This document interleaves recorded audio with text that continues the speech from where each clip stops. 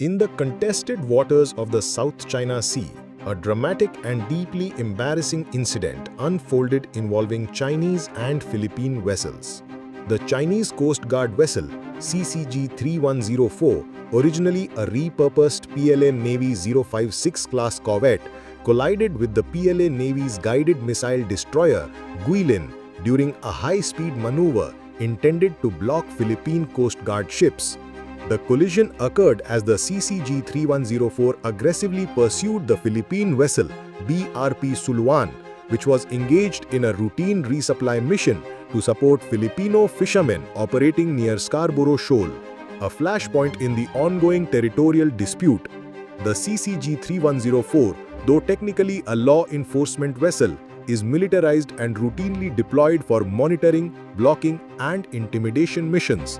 Guilin 164, a heavily armed warship, was present to reinforce China's presence and provide backup in case of escalation.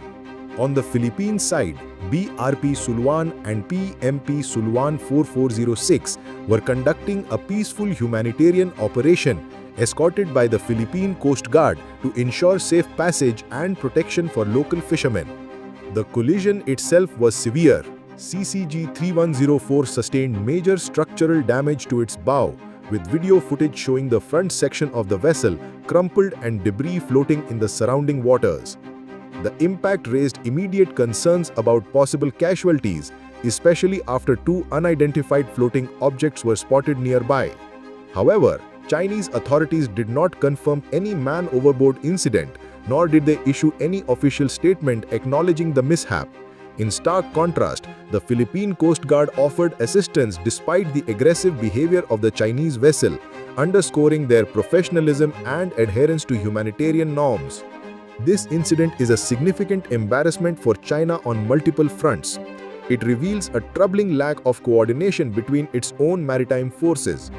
The fact that a Coast Guard vessel collided with a Navy destroyer during a routine operation suggests serious flaws in communication, navigation, or command protocols. The event occurred in a region where China has been aggressively asserting its territorial claims, attempting to project strength and control. Instead, the collision undermined that narrative, turning a show of force into a spectacle of internal dysfunction. The response, or lack thereof, from Chinese authorities further compounded the humiliation. While the Philippine Coast Guard maintained composure and extended help, China remained silent, failing to acknowledge the incident or engage diplomatically. This contrast in behavior highlighted not only China's operational missteps, but also its inability to manage maritime crises with transparency or professionalism. Finally, this collision adds to a growing list of maritime blunders that have damaged China's international image. From water cannon incidents to aggressive ramming tactics, China's assertive maritime policy in the South China Sea has repeatedly backfired, drawing criticism from regional neighbors and global powers alike. The Scarborough Shoal, where this incident occurred, is one of the most sensitive flashpoints in the region. What was intended to be a routine assertion of dominance instead became a public relations disaster and a tactical failure.